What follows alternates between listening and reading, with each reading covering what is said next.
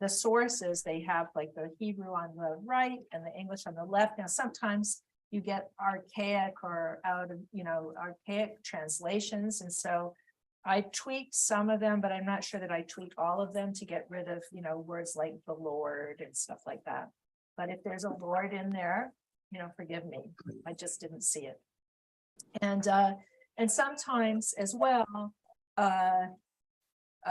some things are not translated. Like, for example, today in the Devar that I gave during the services, the teaching that I shared from the Zohar about Moses walking into the cloud and the rainbow, I had to translate that myself because there was no English translation for that in Sefaria. So, so you have to, know a little bit of Rabbinic Aramaic to do that. But a lot of things are translated, and more things on Sefaria.com get translated as time goes on. So it's a very, very good resource if you're Hebrew literate.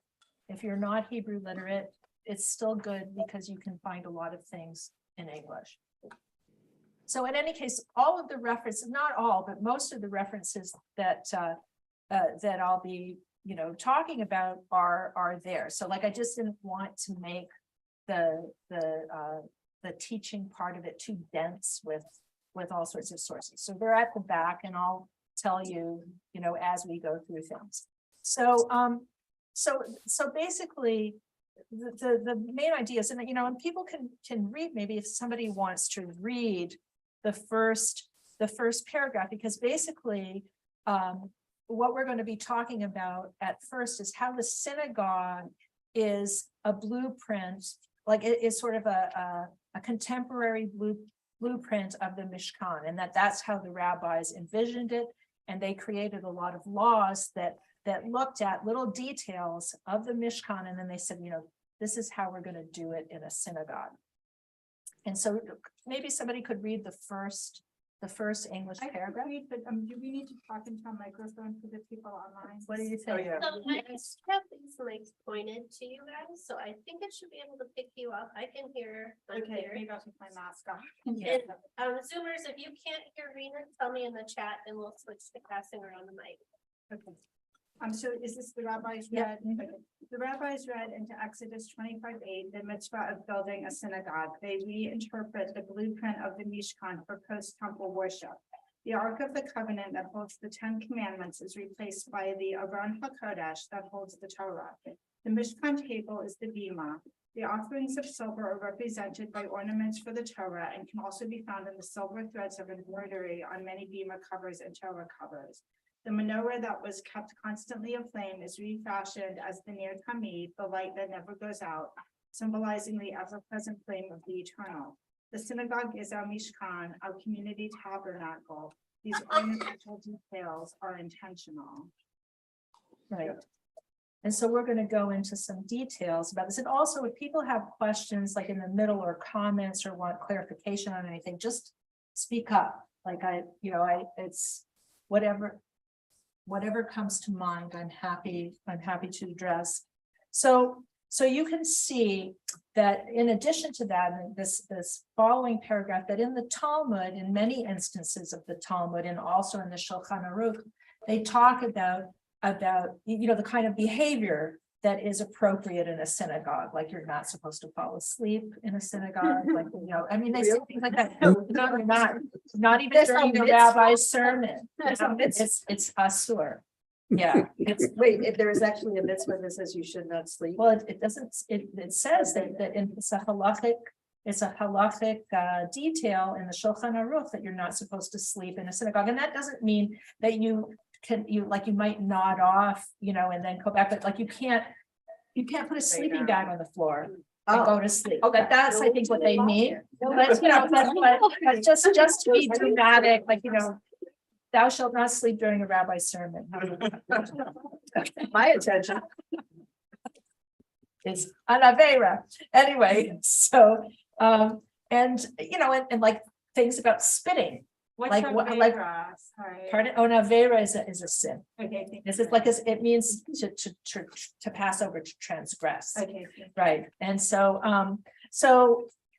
there are laws about not spitting. There are laws about wearing your shoes. Like, for example, I think that you had to take your shoes off in a temple, but in a synagogue, you have to keep them on. So they have all these discussions about little things like that, and important, like to be silent. Like, you're not supposed to be walking behind people who are davening, like going about your business. I mean, not walking behind so that you can take a seat, but walking behind because you're doing something else, like little things like that. They talk about comportment, proper behavior. And also the articles in a synagogue are considered, many of the articles in a synagogue are considered to be holy. So, for example, there's a list in the Shulchan Aruch, the section of Orach Chaim, which is referenced on page 2, that, like, if you have, it's not just the Torah that has to be buried or put in a geniza, which is like it's a place for storage, where so things won't be destroyed. It doesn't necessarily have to be underground, but it just has to be a separate place. You can't throw this stuff away. And so even, let's say you have a Torah mantle, like the covering of the Torah, you can't throw that away. You can't throw away, for example, something like this. If this becomes a ceremonial object, you can't throw it away. Now, if this were in front of the Aron HaKodesh, for sure you can't throw it away, because that's associated with the parochet, with the cloth that separates the Holy of Holies from the rest of the Mishkan, so that it's a holy object. You can't throw away, on the list, you can't throw away tefillin straps or the inside of a mezuzah. I don't think it means the box, but on that list, but the inside of the mezuzah, or even like in the shul that I was raised in, they would have these stands that after you take the Torah out, especially on the holidays when you have more than one, they would put the Torah, they would place the Torah on a stand. Those stands become holy objects. You can't just destroy them. You can't, yes. So when I make an ark for Hillel, for the Orthodox congregation, they find a problem with it, they throw it out. That's contrary to law. Yes. How is the law enforced? Well, I mean, yeah. Oh, really? Yeah. This is a real issue in our town. How is that law enforced or brought to the attention of our orders? Well, I mean, this is the thing about rabbinic authority. It depends on the shul, it depends on the rabbi, it depends on the community, like a lot of, I mean, are we halachic, or are we just interested Well, this in is these? Orthodox and Hillel, it's pretty right. orthodox. Well, Pretty halachic. then you can bring it to their attention that it's not halachic, that they did that. And then, of course, like when you look at, for example, halachic responsa, like in bioethics in the medical field, you'll have 4 different decisors who come to different conclusions based on halacha. Because that's the thing about all this stuff, is there's so many arguments, there's so much multi-layering that there's never one answer. There's never one answer. Like, you can argue any point. Yes. Well, given that we're reconstructionists, how much do we care anyway? I mean, the past gets a vote, but not the veto. Right. And so the more we get into the nuts and bolts of what's allowed and what isn't allowed, the more I just go, this is exactly why I'm here, not there, not at the Orthodox Union. Right. So just throwing that out. No, I mean, yeah, and I mean, I understand that totally. I mean, because I think that what's interesting about looking at things halachically, like even if you look at the root of the word halacha, which means to walk, it's like, I think what's interesting about halacha is, what is your path? Like, what is the path of a good person in your life? And it's not what this rabbi said with this rabbi, but what they say sometimes is interesting. It's sometimes interesting. About, like, we've given our decrepit ritual objects to Beth Israel, like they bury, like you can, they will bury things I was trying to think about like, why was that, because I feel like it felt important to us. So why was that important to us? Like, I was trying to think about why, like, we didn't at all feel like, oh, this is some dumb. No, like, we actually felt like we really wanted to, like, do it the proper way.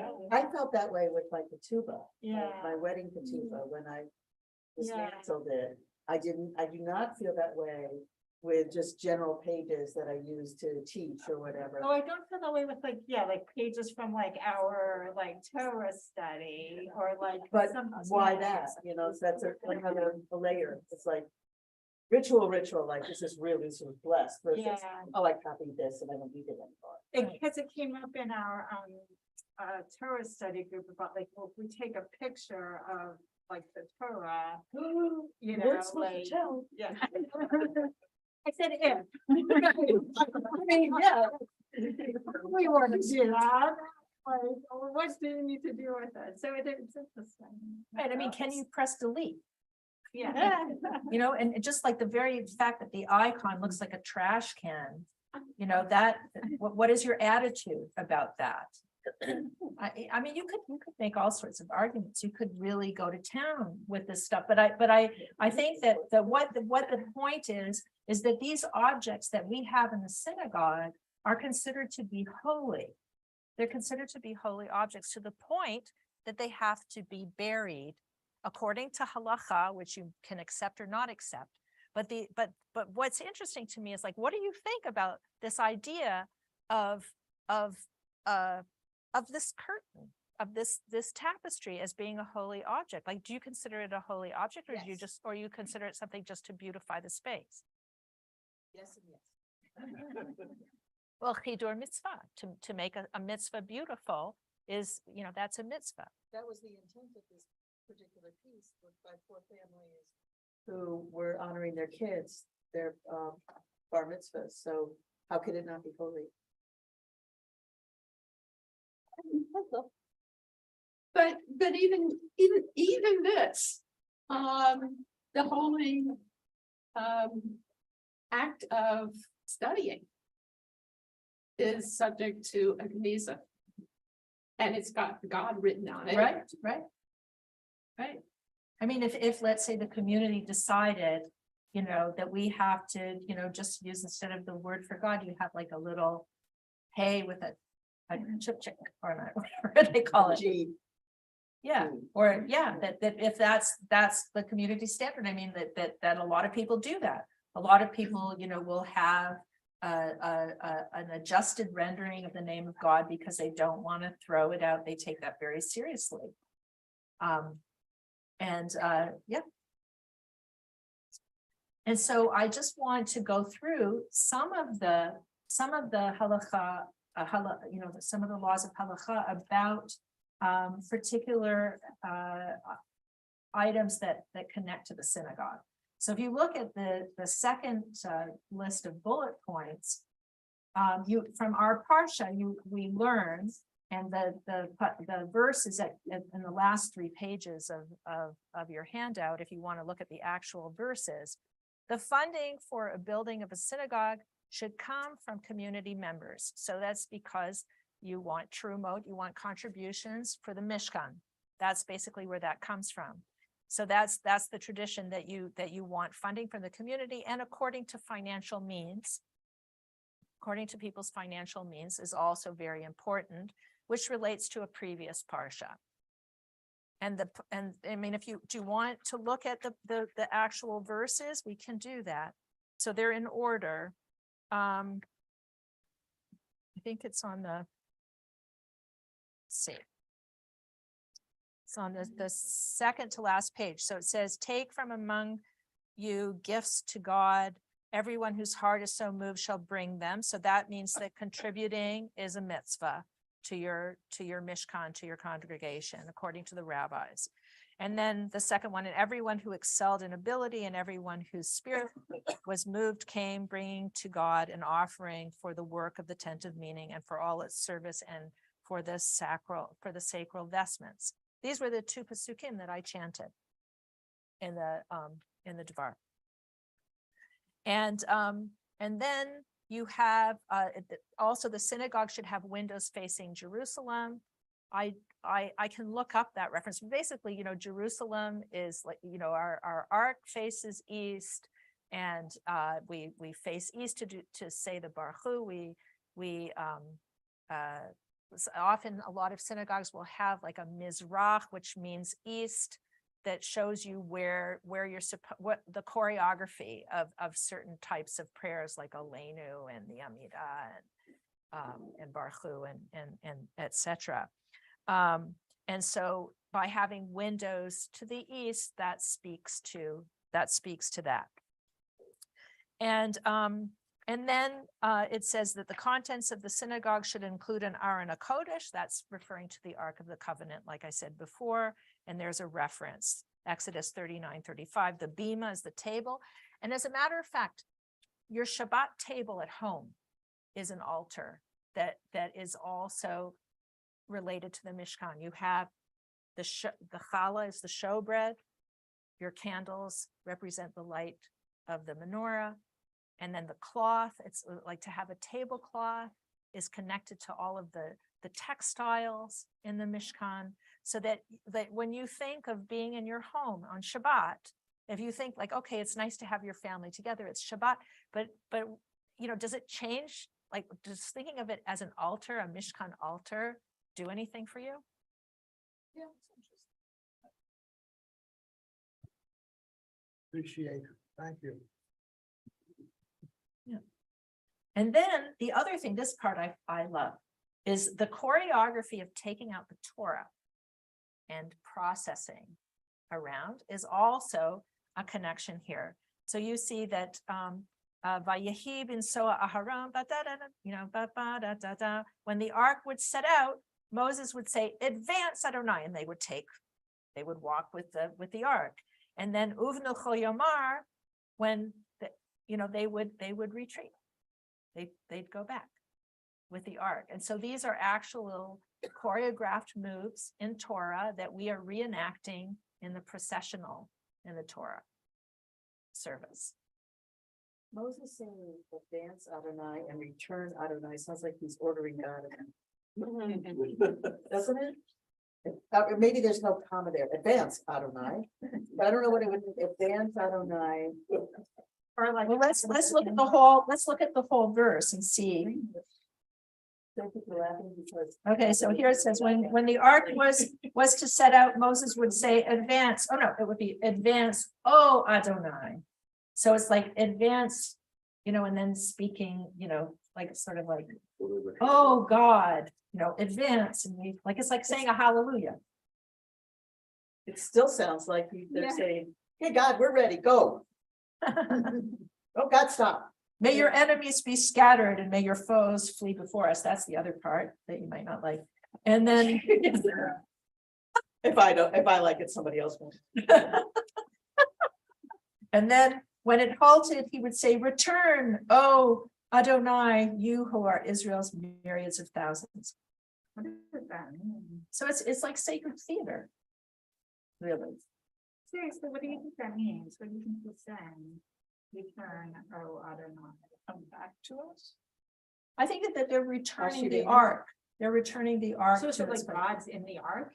Well, it's because when That's they in the would have to Torah. move with the ark, like when they were journeying through the desert, they had a choreography for moving the ark of the covenant, and this is connected to that. And so when we're moving with the Torah, we use similar language. But is it like saying that like God's in the ark, like when you take the ark out, you're like advancing God, and when you're putting the ark away, you're. I think it's sort of like I mean, the way I'm reading it is that it's like advance, and then you're saying, "Oh, Holy One," you know, like we're advancing this, calling out to God, and then you come back and say, you know, okay, now we return.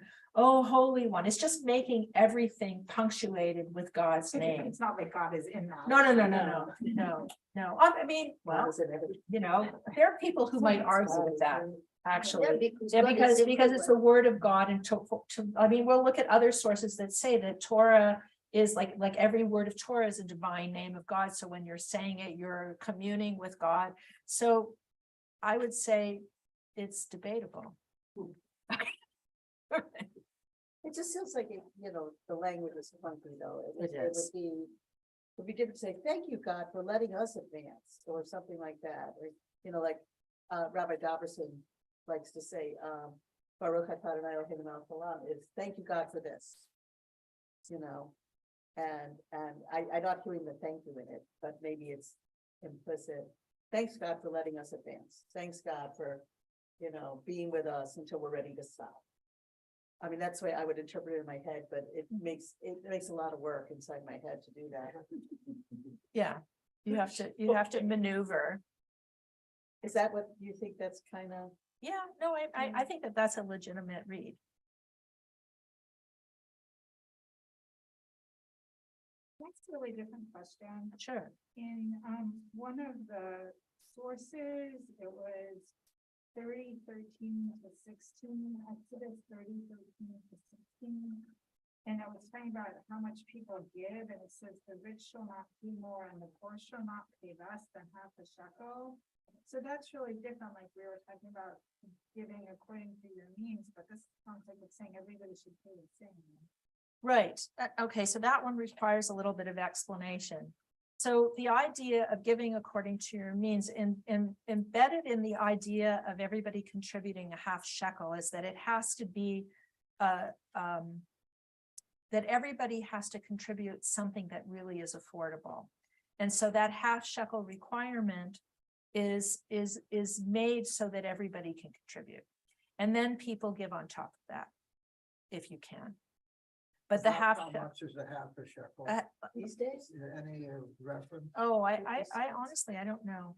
I don't know, but it's not a large amount. Yeah. It's not a large amount because because you want people to feel like they can give. I mean, it's just like, and I mean, I don't know, this is kind of slightly off topic, but it's kind of related that one of the things that's very important is to contribute to Pesach funds. Like you start giving Pesach funds for the poor on Purim, so that people can afford to buy kosher for Passover things and everything, and that people, and it's very, very important in the Talmud. They said it's very, very important that people can afford wine, so they can have 4 cups of wine. And that a poor person has to feel royal, because that's why you lean. And it's very important that a poor person feels royal, so the community has to contribute to that. But the reason why I bring it up is that you don't want somebody to be embarrassed that they can't, that they haven't had their hand in something. So you have to make it reasonable. That makes a lot of cartel that they had really. Very, very bad. What? Cartel. That was like a few years back. Years ago, like all the companies managed There was that. price fixing about They Matzo. fixed the pipes, like they all agreed that pipes are gonna be. Oh, so it's like OPEC for matzah. Yeah. Wow. What would you call that? No. A hard I know what shanda. other shanda. Yeah, it is a shanda. Destroying the olive trees, right, Alan? Yes. Yeah. And also too, that the prayer services are connected to the sacrifices. So, because I think it's in Talmud Brachot where they say that because, that now we have prayer instead of animal sacrifices, but it's not just that.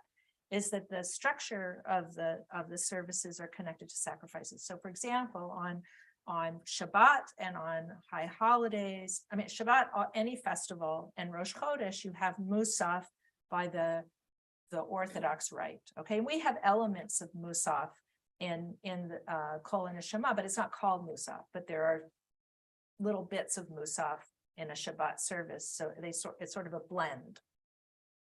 But there was a Musaf offering on Shabbat and Rosh Chodesh and festivals. So that's an extra service. And so, and on the high holidays, there's even more because of all of the rituals associated with that. So they're trying to create a mishkan that works in our time, or in the times that that follow the temple.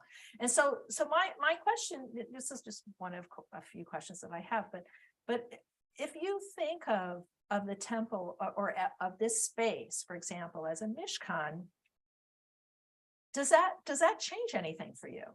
Like, does As it, opposed to what? as opposed to like, you come here and you're gathering with your community, you're praying together and you're doing Jewish together and all that kind of stuff. But is it, is it a Mishkan? Is it like a holy place when you gather? And even maybe even more so given the connection to all of these Mishkan elements. It is for me, and I love this when you were bringing up Reconstructionist views, like. To me, this thing that we never get rid of, we keep using these holy objects. We created these holy objects from our community, whether it's, and yet they are portable because our community doesn't have. And so we are, but our human selves and these objects, that is our Mishkan, right? And so wherever we are, we pull them out and we line them up the way they're supposed to be, and we're here in a circle. That's it to me. We are the epitome of a Mishkan. We are. Oh, yes. Molten, Because we handmade, ritual objects. that live reusing in a them. closet, that we Live in a bring closet. out. Every time we bring over to that is the epitome of who we are. Mhm. And somebody was saying, well, Jillian was saying earlier, like, we had our own building, which this refers to, right? You can do that if you win the lottery, but until then, we had our own building, we wouldn't have to set up all the sound equipment every single time. Which she does like every time invisibly, and we should all give her another round of applause. But I know, but we are a Mishkan, and we've always been a Mishkan, and I think that whatever we become, I hope we will always be a Mishkan. If we had a building, that would just fundamentally change who we are. First of all, we'd have to have fights about the building. It's a good Jewish fight, because you can't have a congregation without fights. We have fights, don't worry.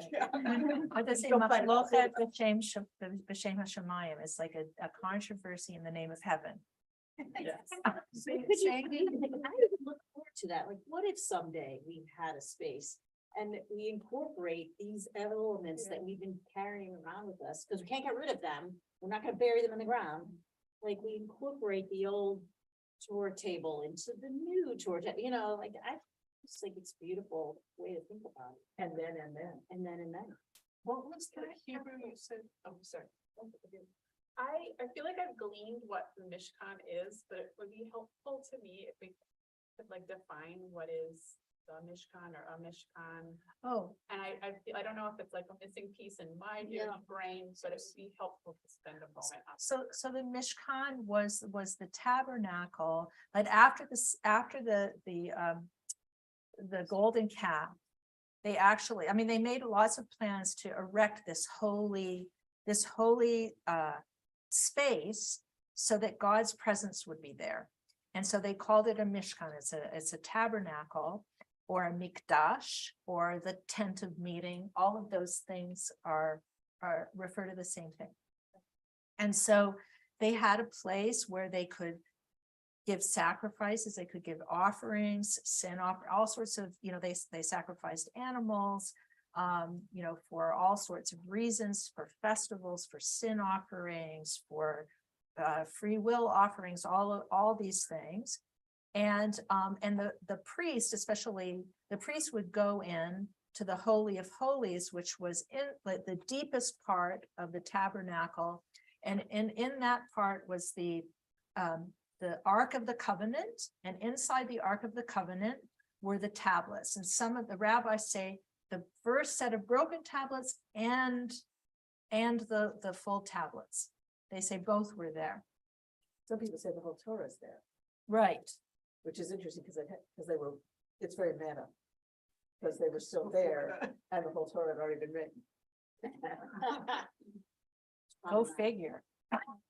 You read the Yes. book and you come out. This kind of reminds me of this question I always had, the temple was, you know, in Jerusalem, there was a temple. And they were, I assume, Jews all over the land who never got there to pray or to do, you know, they're living out of tents and traveling around like the typical traveling salesmen do. And that's kind of like what we are. We stick our things on a camel and we travel around and we open it up, you know, on Shabbat and we put it back in the camel and we travel around and we leave. And, you know, like this is a temporary housing.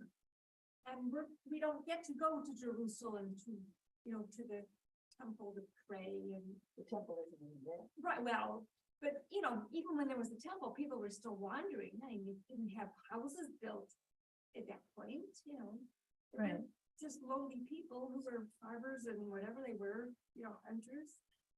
And they didn't get to a permanent location.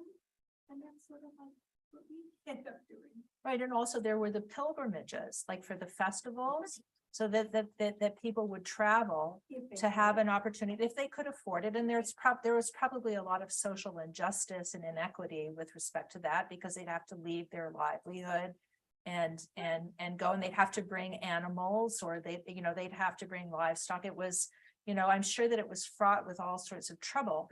And there was also a northern temple too, that, they had fights about as well. And apparently there was a temple in Alexandria at some point with the Alexandrian Virginia? Jews. Yeah, Virginia or Egypt? Egypt. Did I answer your question about the tabernacle? Yeah, okay, good. All right. So it was actually a tent. Other temple. It was a tent, and what I find totally fascinating as a person who's obsessed with fiber arts, is that the same material that was used for the tent was also used for the priestly garments, so that was also considered ritual object. And that, like, can you imagine, you're part of the fabric? It's like what is it? What is that Japanese artist who with all the dots? Yayoi something.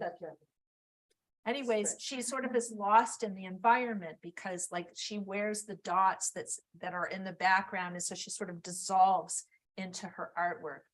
And so I sort of think of that, more in a spiritual sense, that we become part of the fabric of our holy surroundings. I just think that's kind of trippy. So the Mishkan was actually a tent. And not Yes, like it was a tent. brick and mortar. So when I think of the Holy of Holies, and it's there's all these areas, and I'm picturing actual building, I don't know.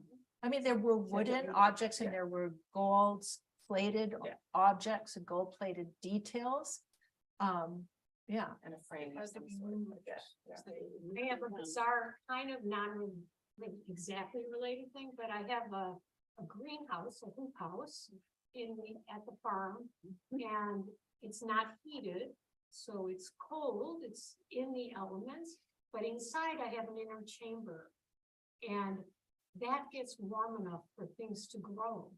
And I just can't help but thinking of that analogy. That's There's something beautiful. special that can happen in there that is represented in the hoop house and is represented on the farm, but it's in the Holy of Holies. Yeah. Wow. Alan, you had something.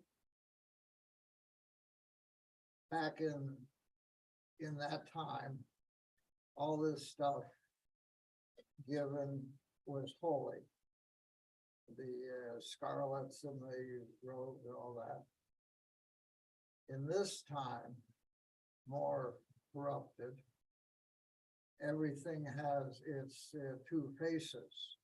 What is its intention and what is its turbulent story of how it got to be. So I've never had quite the sense that the structure of the space is so holy. But my one experience of a holy space is, you mentioned Arthur Waskow.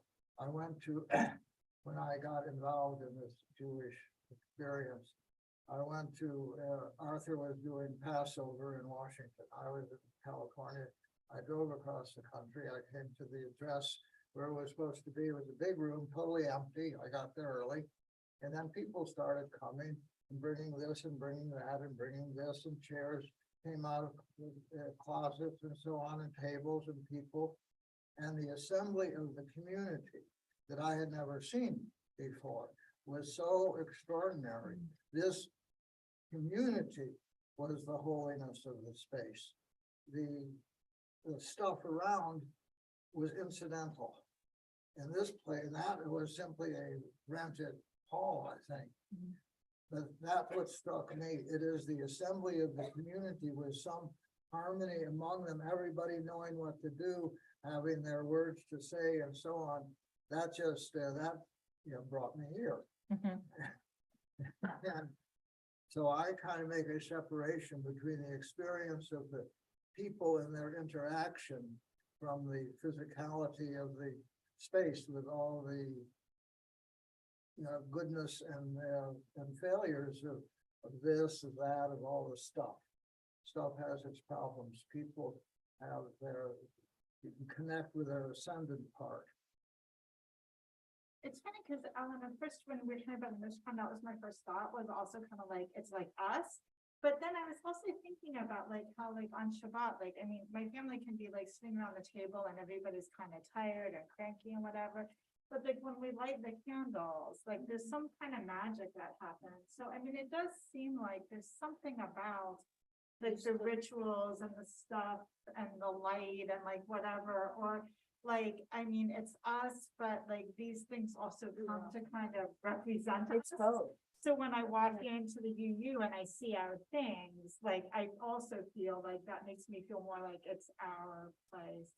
And then I had a totally separate thing, which is like, there were other temples. I never knew that. So could you just say more about Oh, that? well, I mean, there was a northern temple, and Where was that? that was in, if you read Isaiah, like in the northern, the northern part, like Carmel, there was a temple there. And then during diaspora periods, there were movements of where people wanted to build another temple. I mean, you hear this in Israel today, Oh, right. that there are people who are thinking about that. This is not a new, that's not a new plan. Temples at the same time, and they were like priests, and they like went into like some place and like did this. Like I just always thought there was a Well, I think that that's what the rabbis wanted you to think, that there was one temple, but there are indications in there's archaeological evidence that there were altars and all sorts of objects in northern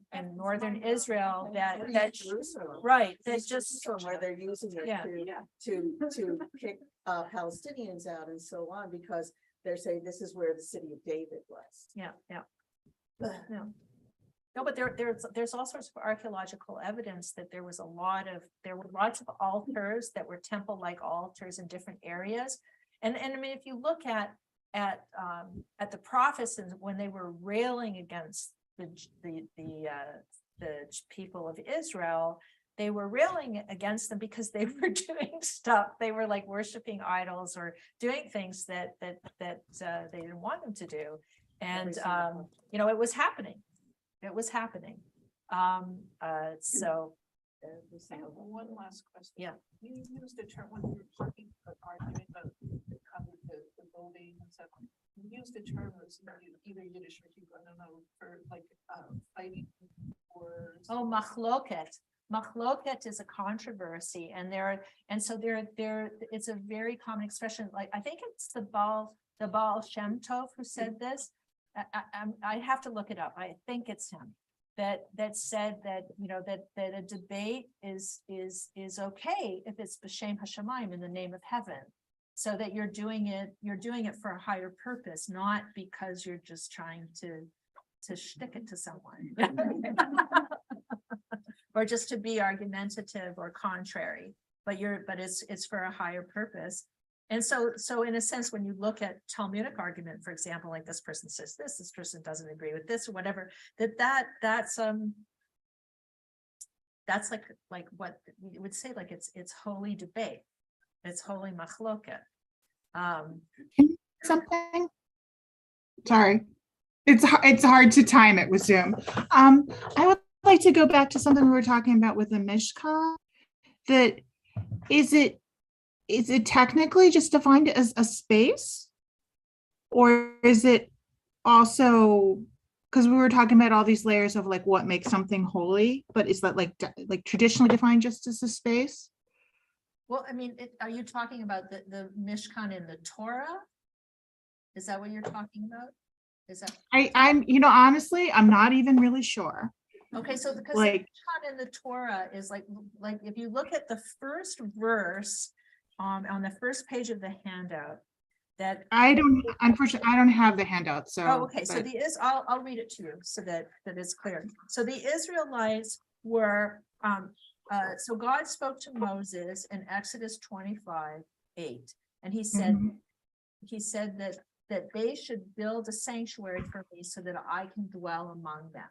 So, Mhm. so this was for God's presence to be sort of earthly in a sense. So Mhm. how it was marked after the Mishkan was inaugurated was there would be a cloud over the Mishkan that would show God is here. And then it would leave when, the cloud would move with the Israelites, or it would leave when God is absent. And so this idea of, and that godly presence, the rabbis would say, was the Shekhinah, which is the indwelling presence of God, which is like the immanent sense of God, as opposed to the transcendent that you can't grasp. It's too far beyond. So what in the Bible you have the Shekhinah, or the divine presence, rests in the Holy of Holies, and then the high priest can go into the Holy of Holies and look and sort of listen for the voice that comes through the two cherubs that are on top of the Ark of the Covenant. And that voice is speaks to the priest in some way, so the priest can determine how to respond in whatever way for the Jewish people in the desert. And so it's almost like he has the power of I mean, I wouldn't say clairvoyance, but he has some sort of adept ability by going into the Holy of Holies for God to hear God's word, God speaking to him. Mhm. And so, Ideally, I but right. then there's Nadab and Abihu who did something went terribly wrong. Well, what they did wrong was that they didn't understand, like they wanted to get too close, so they were fired up because we have to, Literally. yeah. I mean, they were in a sense too zealous, or too, they wanted to dissolve into the Godhead, and they got they burnt did. up. Yeah. And they did. Where, because the idea is to serve in this world. So for example, the priest has little bells on the bottom of his garment, and when he enters the Holy of Holies, the reason why he has the bells, according to the rabbis, is that he has to let the Shekhinah know that he's coming, because if he comes too soon, he'll die like his sons, because so God has to somehow diminish the God self so that we can handle it. That's that's why, for example, Moses veiled himself when he was receiving Torah, and why he was so radiant that the Israelites couldn't look at him. So there's a lot of there are lots of verses in Torah that speak to that idea of it being too much to bear. So we have to have to be measured in the way we approach God. So like even in the Amida, like you're supposed to step back and then step forward. It's out of difference, but like just to understand that you're speaking to something, I mean, I don't know how to describe it, just It's like a nuclear energy. exactly. When is that safe again? So Mishkan is what gets translated as tabernacle. Yes. When you're like reading in the Torah, and it's the traveling.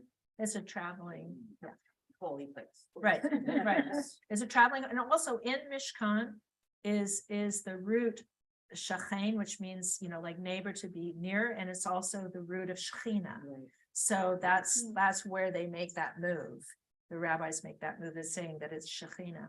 And so this idea of the traveling Mishkan that you also beautifully spoke to about, this particular community it understands the movable quality of the Mishkan. And you also spoke about community, right? And last night we spoke about like the traveling, like there's another way to be a portable Mishkan, and that is to be in touch with who you are and what is important to you. So just as a human being, the human heart is another movable Mishkan. And true meeting, like true relationships, true connecting is another Mishkan. But like Pam said, like we need both. Like the idea is like, you don't want the objects to become a golden calf, right? But you want them to facilitate your They're like tools to Yeah. create the sacred space with the people, Right, right? right. I mean, we could go as a circle of people to any building and, get together like that and sing, but having those objects to, like you said, facilitates. I think Yeah, it's kind of like what Rena was saying before, that it's not just the people and it's not just the visual objects. It's like they're coming together.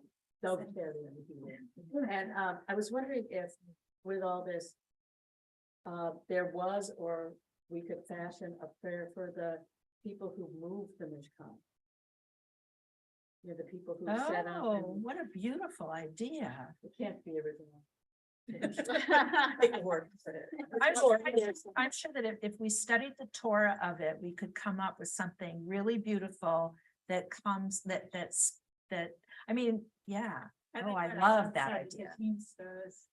So they're doing that labor before the Sabbath, I would presume. The labor, that most of us take shit. What a beautiful idea.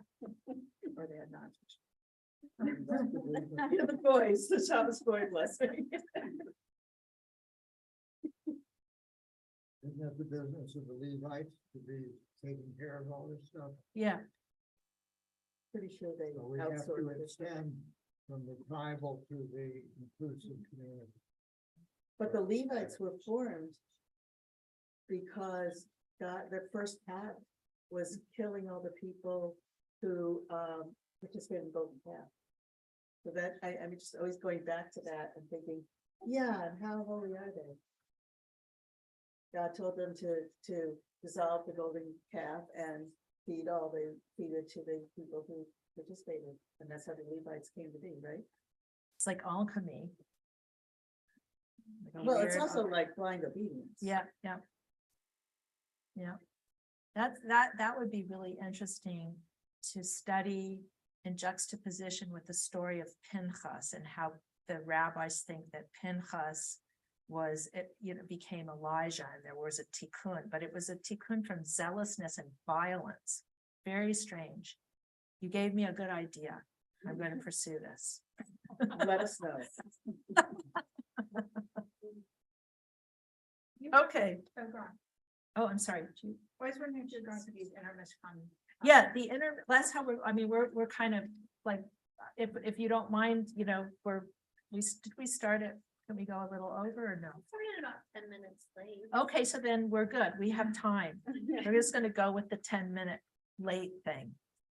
So the inner Mishkan is like, there are lots of inner Mishkan practices, right? Like we can do meditation, we can breathe and all of that and be in touch with our feelings, but there are lots of very, very Jewish inner Mishkan practices. So certainly, like if we're committed to mitzvot, to tikkun olam, and we do this b'shem hashamayim, in the name of heaven, like, it's not just, not just like the very act of doing tikkun olam is beautiful, but it can also be strengthened and deepened by our connection to Jewish values. And it becomes a mitzvah too, right? And then there's Torah study. And so here's in number 2, we have like I'm just curious to know what you think of these quotes. Does anybody want to read them? They're kind of strange. What can it mean to say that God dwells within us? Hidego, Rabbi Moshe Chaim Ephraim of Sudilko, 18th century, teaches that we bring God into ourselves when we study Torah, because Torah is one long, complex name of God. You want to read the next one? God and Torah are one, says the Zohar. So if we study Torah and bring Torah into ourselves, then we are also bringing God into our hearts.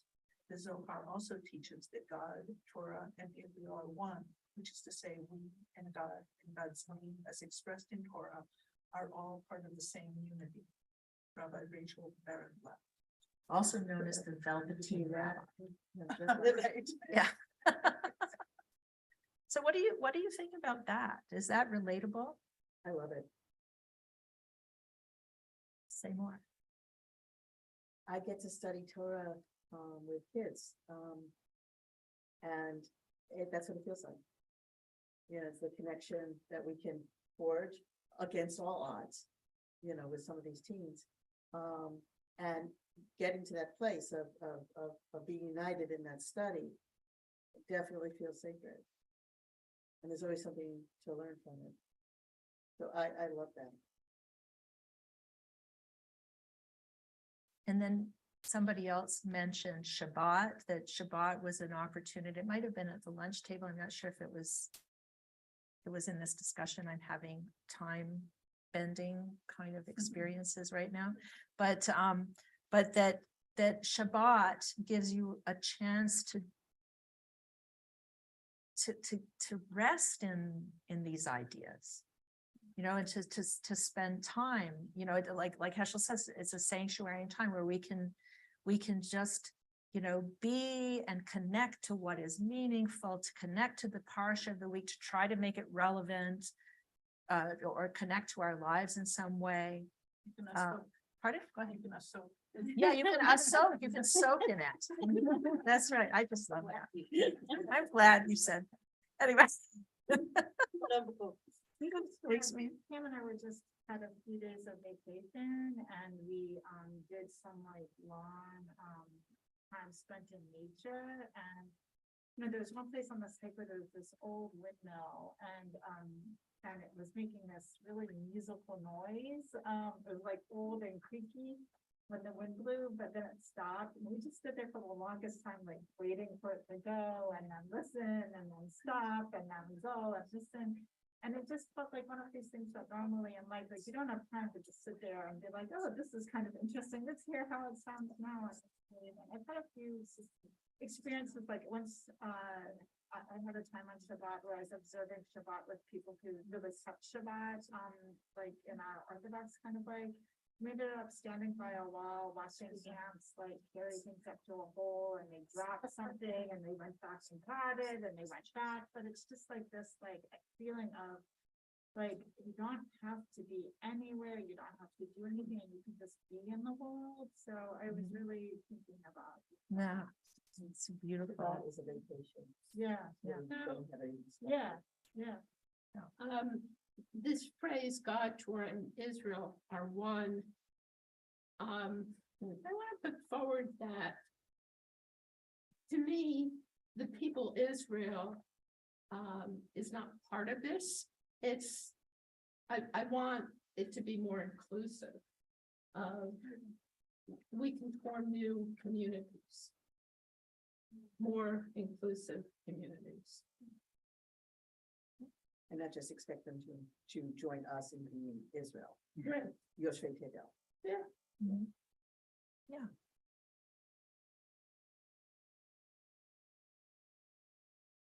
Nice. And then prayer. So the interesting thing about prayer, I mean, these two, that there, I want to share something that I didn't include in the handout, because I like it as a better example of this. So Rabbi Nachman, you know, talked about the importance of prayer, and he talked about different kinds of prayer. So for example, he said that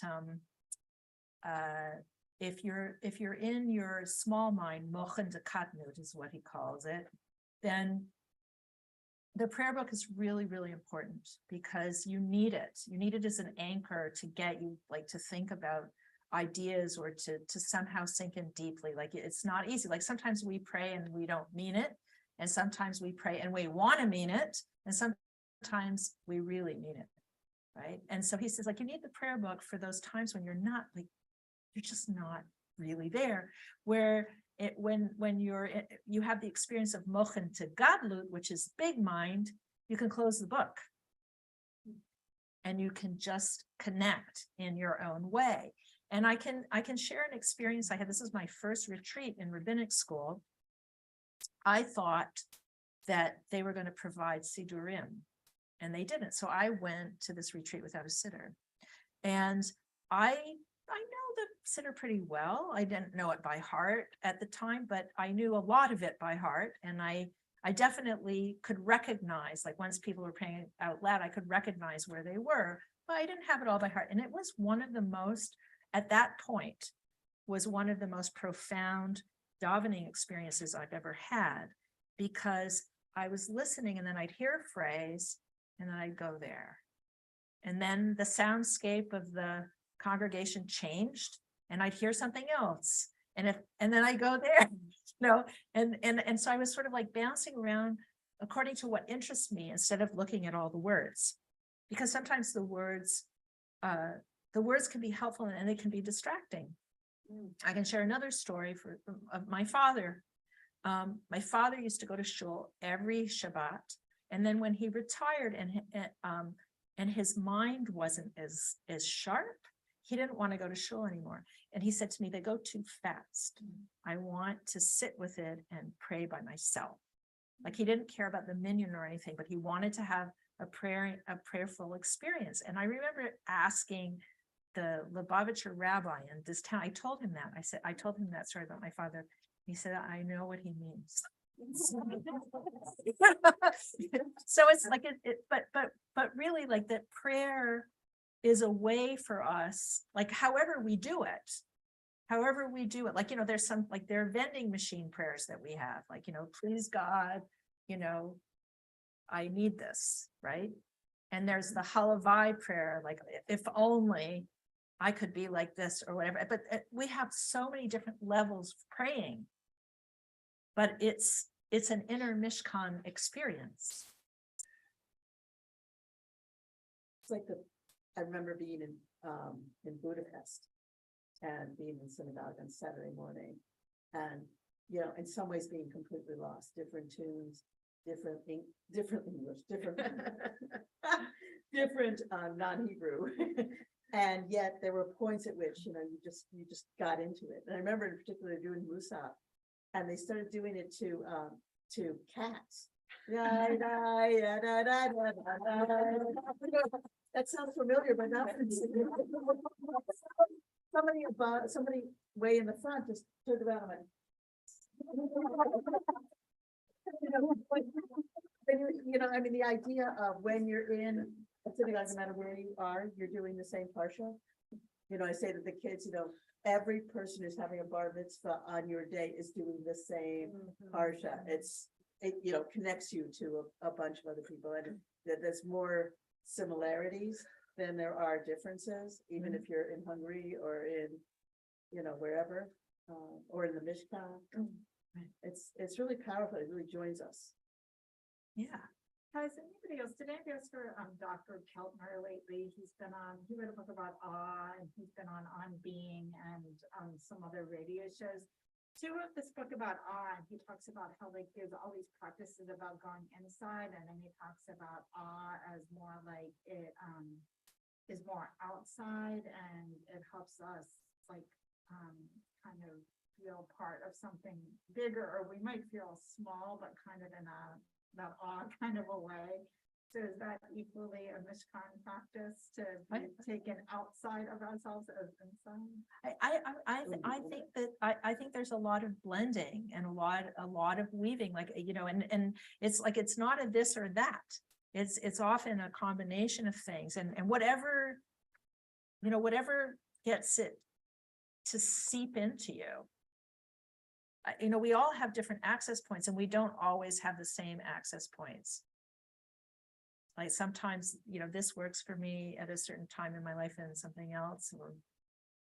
And then the last thing I want to show you, which I just think is cool, can you put up the Shaviti? So this is kind of an interesting mini Mishkan visual. It's okay. So this is called a Shaviti, and it's from India from the 19th century. And the Shaviti is called a Shaviti because it has like the big bubbles at the top, Shaviti Adonai Lenegdi, that God is always before me, which is from Psalms.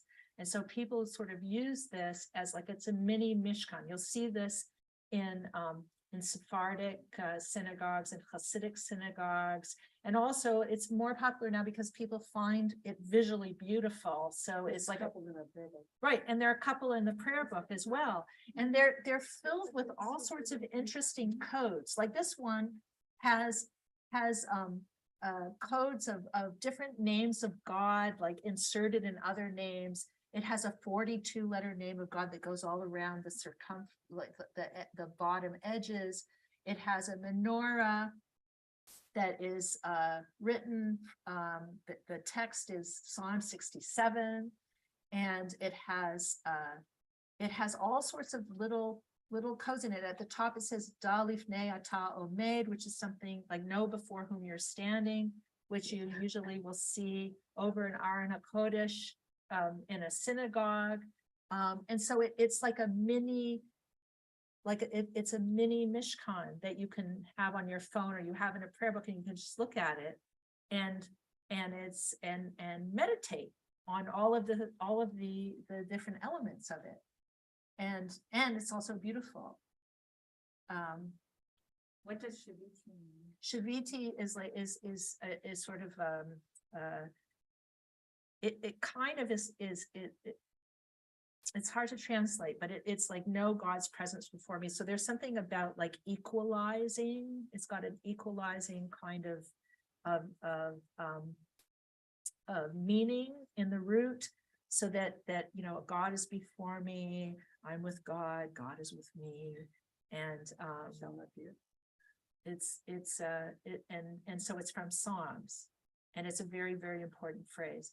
And this Psalm 67 is used during the Omer, and each of the lines that represent each branch of the menorah is connected to one of the Sfirot, so people meditate on that. And the 42-letter name of God is also divided up in a certain way with Baruch Shem Kavod Malchuto Le'olam Va'ed is the 7th, and that's also part of the Omer practice. Like you could spend 2 hours just unpacking that. Let's do that sometime. Thank you. So I think that we're over time, so I don't want to take too many liberties. I took a 4-minute liberty on top of our 10-minute delay time. Yes. I was told that they always face east or can. Yeah. We're there. Yeah. Thank you. Thank you so much. Let's Make this available online for the people who are on Zoom, so they'll have it. They did have a link to They it. do, Yeah. good. let's take a few minutes, just a few minutes break, and then we'll regroup here for a small session. Just Q&A, anything you'd like to speak about with our candidates? And I'm just gonna leave the Zoom meeting running. Will you let people in if they show up? Yeah.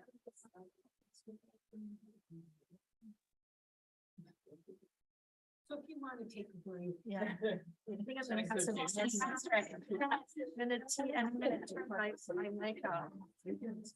Okay, 5 minutes.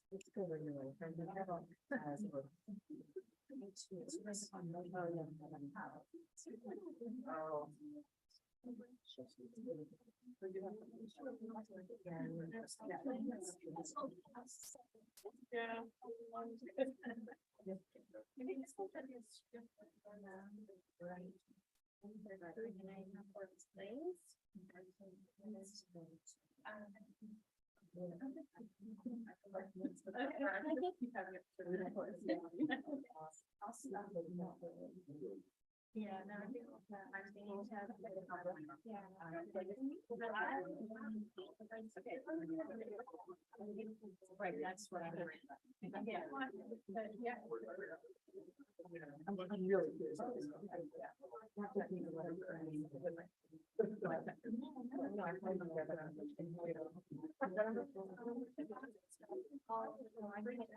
That's what I'm wondering if it was.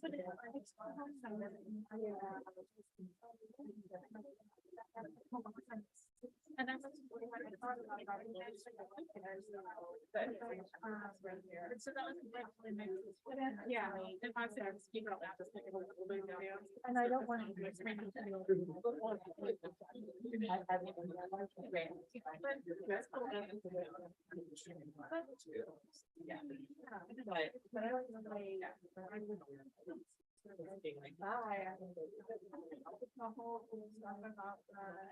I don't know. Like thinking about that, about the one that been here. Yeah, so I. I'm very curious. Of course you didn't. Yeah, I wonder.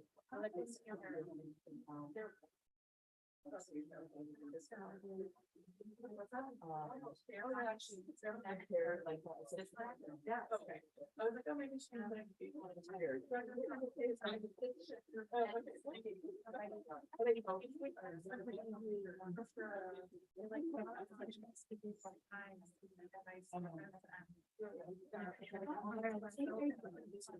I know. But this one goes in both of them. You think you like your Canada. Really learn like a rabbi baby. Yes. And I did. Like, don't actually do that. That's what she said. People. They're not have to work. Somebody. But I haven't said. Sorry. Yeah. But I can't sit up and I wouldn't be able to complete service. Like, if we could lead services. No, I mean, I don't want that, but it's a musical part. No, I didn't know, I know. We could Yeah, use, with somebody. we could use. I'm waiting to get through this. Like, I Good. remember all Yeah, year. there's one. Okay, so sounds like this. So I maybe I. It's funny.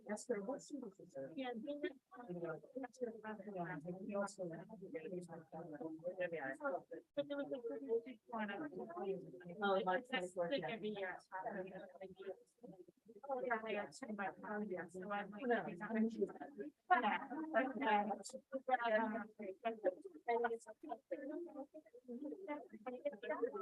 So I'm Or we have one car. I know, but I mean. Yeah, but I'm not sad. you're not safe. Or we can drive them. Oh, Yeah, I know. Are you doing any? Not the bus. Shabbat time. Okay, so. That's my shit. It's partner mission. No. That's a Mishkan. Yeah. Yeah. Sorry, his name is. But he like,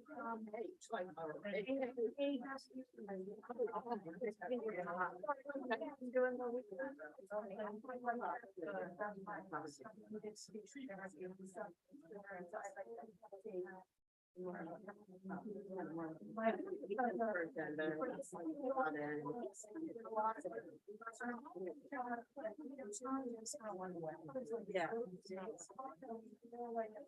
I like many things, you know, there's different ways that we kind of. I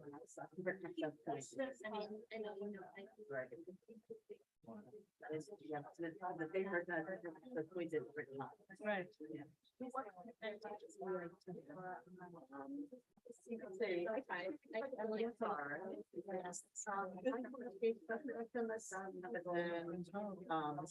You know, or no. He is like the person who's coming from India and Buddhism and stuff. Without the religious part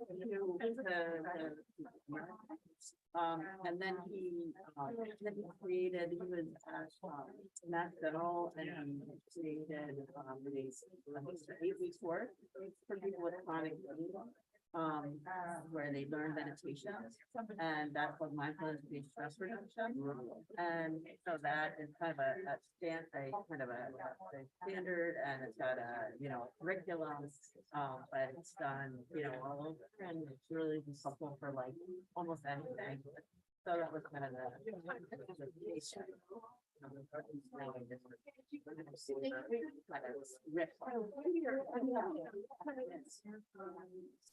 So It's very centering. it's just like so nice to take, like some time. And not, you know, on something else and. What we're doing. What we're studying, what we're, you know. In Windsor. Oh, you're another Canadian. Yeah, okay. We have a US passport. I know about it. Whereas, immigration problem. I was asked that actually. When I was a private citizen. Yeah, so you're from Windsor. Okay. Yeah. All right. And then, Since 96. Yeah.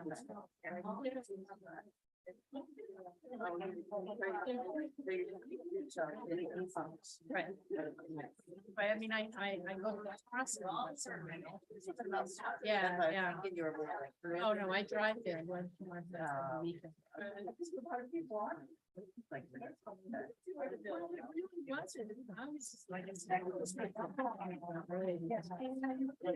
Yeah. I get so far, I haven't had to lie. Yeah. It's just, I think that we, as a interim contract, so. I mean, they're extending it for raising the kids to, but it's not bad. I mean, I'm grateful.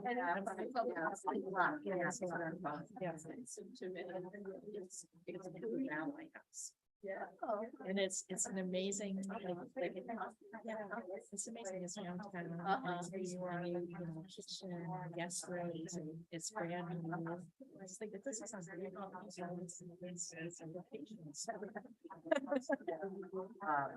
now you're not, it sounds like you're not doing, go on there, but, there's bike, I like bike a lot, and there's great bikes out there. It's not that- Oh, He loves it, yeah. Been on that path? He has, Yeah. has, but, you know, he wants, you know, maybe in June, because my last, the last one. Yeah. And then there's like another one over by Sticky Fair, there's another bike path that they made, and then there's like. Fantastic, like.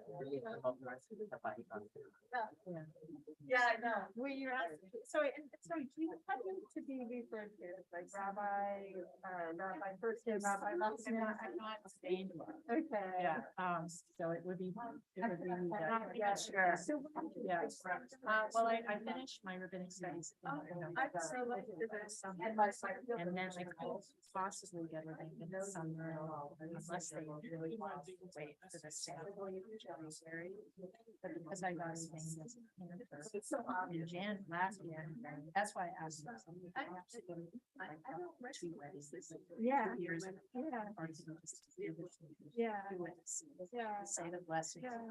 Rabbi. No, I it's no, we go.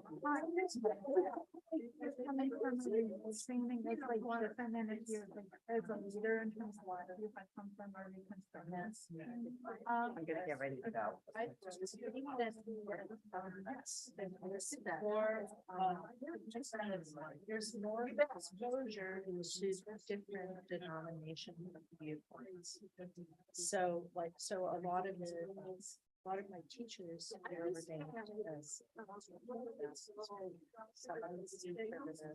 And,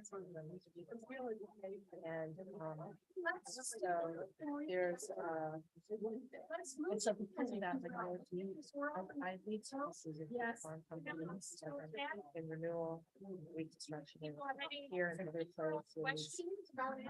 Just different denominations, because I've been. Studying all. Yeah. So, here's how we put this together. So I have a follow-up question. Maybe I better ask it with everybody so that they can hear it. So, can I just jump in, or do you need to introduce?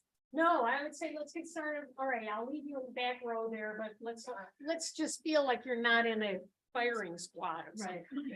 We just want to have an informal conversation with any questions about anything. Perhaps you have questions for us as well.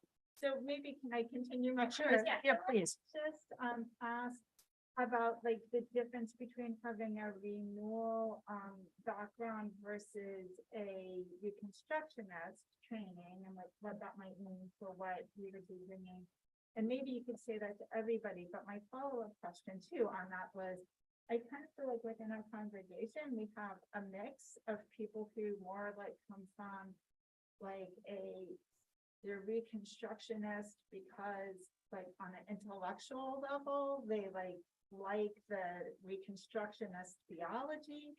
And then some of us who maybe have that, but also are kind of have a little bit more of a spiritual, like kind of renewal kind of leaning, and we've managed to somehow bridge those two tendencies within one congregation. But I just was curious if you could speak to that. I think it's, I mean, in terms of my education, it's a little bit of a difference in emphasis, although there's a tremendous overlap. Because there, you know, the idea of having a vote, but not a veto is something that I think is embraced in the renewal communities. I think that what the renewal communities would probably be more attracted to neo-Hasidic takes, or you know, there's more of an interest in mysticism, but not everybody. Like there's some people who and there's some people who are not like that at all, and they're really into the wrestling with the Torah and also making it meaningful to a contemporary audience. Like, you know, I've taken many classes like how can you help people access this very difficult thing, right? And that's a reconstructionist question. Access what religion? Like a difficult piece of Torah or something difficult in halacha. That's a reconstructionist question. You know, the answer, you know, I could say, well, you know, I'll talk about the Sfirot or the four worlds or something like that. That's a renewal answer, but that's only one type of renewal answer. The other answer could be, you know, more philosophically oriented. It could be, you know, Buber-esque, or you could go in the Rosenzweig direction, or you could go in the Mordechai Kaplan or the Heschel direction. So people, and a lot of people blend them. They blend the spiritual and the intellectual. I think that the God wrestling is where there's a lot in common. And I also think too that in the advantage of a renewal perspective is that it's not a denomination. It's more of it's not a denomination. It's more of an approach. It's like it's trying to create a personal relationship with God or the community, and that overlaps with reconstructionist and also we study conservative the conservative right and the Orthodox right. And so, for example, like today I made a mistake when leading the Havienu, because I was thinking of the different Siddur, and I used language that is cut out of the Reconstructionist Siddur on purpose, and I caught myself out, oh, no, that's not it. That's the wrong one. You know, I just went on automatic pilot. And, you know, but I understand why, you know, and there was a question about that one line in my ordination that my davening group wanted that in. And so I thought, okay, you know, I can think of something else while I'm saying.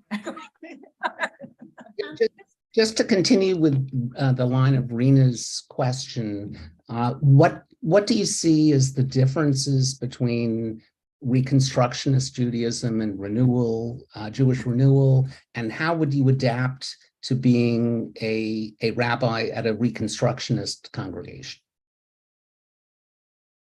I mean, it's a very good question. I think it's going to be like a growing edge for me, honestly. I think that I'll work with the overlap and then deepen. I would say that, you know, in terms of reconstructing and like looking at Torah and thinking, like admitting this is very difficult, like that came up in the Torah study. This is a very difficult piece, you know, like Erica, for example, mentioned, was it you who mentioned? No, it wasn't you. It was somebody else. I'm sorry. Who said, well, you know, the picture that you created is worth thinking about, but then there's this piece, and this is a difficult piece. And so, you know, I embrace that conversation, and I'll have to, you know, push in that direction, I think. And also get feedback from the congregation so that I do it right. Like I am not ordained as a Reconstructionist rabbi. I will not be ordained as a Reconstructionist rabbi, and I can't pretend that that's the case. Well, but would you be ordained as a renewal rabbi, right? And so I think that I have to be very honest and let you know that I'm open to that kind of movement, because because I respect the conversation, and I respect that approach very much. You respect the renewal approach. I respect the Reconstructionist approach very much, and the renewal. And, you know, and I'm happy to weave it together to what, you know, to the point that it's meaningful for you. Like, I'm not trying to, my goal is not to try to influence anyone in any direction, but just to help people deepen their understanding of things and make connections. And so I will understand what's working and what isn't working as I, you know, if this relationship becomes an ongoing relationship, as I evolve in that relationship with you. And I would be listening to you and to your comments, because my goal is for you to have a meaningful experience, and to have more meaning, you know, because of what I can bring. Does that answer? So if I can ask a question, do we just pop up, or I can't see what's happening on the ground there so well? Can we just do a queue? So how about I'm spacing out Keith, and then Idel, and then Carol. Okay, so we have a queue now. Keith, you're on. Okay, I have a question, though I might want to ask more to deepen the answer. But the real quick question before I even get there, you mentioned that you grew up, your dad was with a Lubavitcher rabbi. Is that? No, that's not, no, my father, I would say, was a conservative Jew and had a certain experience. And I shared my father's experience with the Lubavitch rabbi in town. I wanted to know what he thought about that. And then he responded in a certain way, but my father was not at all connected to the Lubavitch movement at all. And so you grew up in a conservative congregation? I grew up in an Orthodox congregation where most of the community was conservative. There were very few Orthodox families, but because of the history and the rabbi, it was an Orthodox congregation. Okay, so the last few years, as you've been going through rabbinical school, what have you like imagined your ideal rabbinical job be? Um, I answered this question in the interview, and I think that my answer is still the same. It really, it's about the relationship with the community. Like if it clicks and it works and we're listening to one another and responding to one another, and if we both find the relationship to be mutually satisfying, I'll be happy. So it really, it's actually no more complicated than that, even though that actually is quite complicated. So Relationships are complicated. they are. And since you do have a little bit of experience with this congregation, and you've interacted certainly a lot in the last few days, how do you see, from your side, is it clicking for you? And what specifics are clicking for you? A lot of things are clicking for me. I really love people.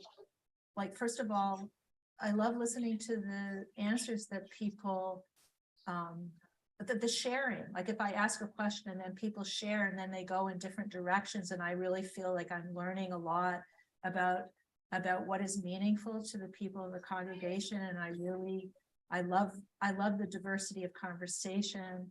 I love how people really take things seriously and take the ideas seriously and really think about them. I find that very exciting. I'm excited about that kind of engagement. I really loved listening to everybody sing in services, and also to be like, even though I'm in a leading position, was slightly in the pew when other people were leading, and that was a different experience that I enjoyed. I just found everybody singing together to be really, really sweet. That might sound corny, but it made me happy. And I mean, lots of things. Like I'm a, I am a maker of things, and so I'm very excited by people actually making things out of labor of love as contributions for this synagogue, for the congregation. That is something that I really connect to as a person who loves to make ritual objects. And people have been very friendly and kind and hospitable, and I think that that's a good sign. And yeah, I so far it's been a very, very beautiful experience. Thank you. I have the original question, and I have another one. I was thinking about I was partially drawn into Reconstructionists to this group because I found like, oh, I can ask questions here because they're figuring out whether we're going to include this or not include this, that it wasn't all by rote, because I was coming from not having a very formal background in education. So, what I was exposed to, plus some renewal. And that made it really exciting for me. And yet sometimes there's a lack of the goddess is wonderful, but not always in that inner spiritual context. So that I'm kind of wondering how you balance that non-supernatural like part of Reconstructionism, and what does that really mean, and plus having a spiritual grounding that we can grow here, because I would love to see that grow. So I guess that's the question. Well, it really depends on people's level of interest. I'm happy to go there, and I'm happy to go there if, let's say, people want to self-select into smaller groups for that kind of thing, so that it's appropriate for that group and isn't distracting or off-putting to other groups. I'm fine with that. And also, like, I infuse little little bits of it, but like, it's like, to me, it's like a sprinkle of salt. Like, it's not the whole thing. And that might be too much. You have to tell me, it could be less, it could be more. I don't know. I don't know how salty you like your food. One of the things I'm interested in is learning more about the Kohenet. Groups. I'm leading a Kohenet Kabbalat Shabbat next So week. what is that? Yeah. What's Kohenet? Pardon? What is that? It came out of feminist theology where, that Jill, I mean, she's not the only person who does it, but Rabbi Jill Hammer did some fantastic scholarly work on looking at female characters in Torah and the Talmud and the Midrashim, and she developed, feminist midrash in a very beautiful scholarly way, and she came up with archetypes of let's say feminine power, so to speak, and like, midwifing and weaving and, calling up the dead from various stories in the Tanakh and in the Talmud. And she created these 12 archetypes, and she calls it Kohenet, where the women are priestesses. They're priestesses, and so they have their own siddur, they have their own music, and of course the God language is very feminine. There's a lot of goddess stuff. It is very grounded. It's mostly grounded in Jewish ideas. I mean, they go in certain directions that might be a little bit more creative, but it's a lot of women love it. A lot of women love it, and so there's somebody at Pardes Hana who really wanted to offer Kohenet Kabbalat Shabbat, and so a group of us do it once in a while, and so there's one this Friday. I mean, yeah, this Friday. I'm getting my time's all messed up. Did you have another question? Just quick, just something to think about. I'm really interested in visual midrash too, and it would be really kind of fun to offer that to the community. If you would want to do that, I'd be happy to do it with you. We could develop I love something. that idea. I love that idea. One maker to another. Yeah. I have all sorts of art ideas. Like, it depends on who's interested, but yeah. But I have a feeling, with all of this stuff that there might be some interested parties. Yeah. I wanted to, for this group and for the recording, to go back to the question about Reconstructionism versus renewal. And I felt that we did ask this question in the interview. It might be an interesting answer. You've replied vis-a-vis services and service leading, or, but could you also let us know how you feel about engaging as a spiritual leader in a Reconstructionist community versus another renewal or another community, and what that might look like? Well, I do believe in new ways of entering, for example, life cycle rituals, like I in terms of alternatives to circumcision, for example, if people aren't into that, to have covenanting ceremonies that speak to the values of people, contemporary values. The same with marriage, the same with in terms of any kind of pastoral care or whatever, that I'm not halachic. I think halacha is interesting. I mean, to me, like what is mostly important is, like, I want to know, what is your halacha? That's what I want to know. You tell me what is important to you. What's the walk that you walk?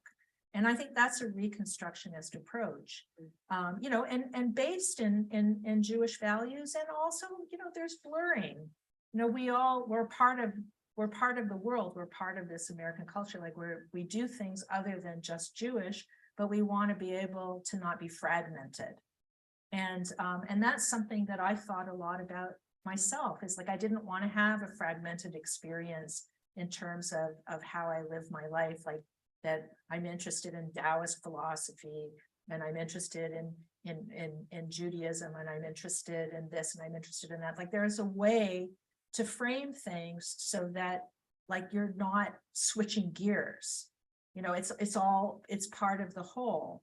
And you know, and like, for example, I'm just thinking of other creative rituals. Like I wrote a ritual. It's on Ritual Well, I think, for, you know, a way of dealing with abortion, like with a chosen abortion. I'm not talking about a miscarriage. You know, and how would I enter that as a Jewish person, and that my decision is legitimate if I so chose something like that. And I came up with you know, with something, and they put it on Ritual Well. So I don't know if I'm really answering your question. Can you speak more to the role of the rabbi and how you see that perhaps in a renewal context versus a reconstructionist?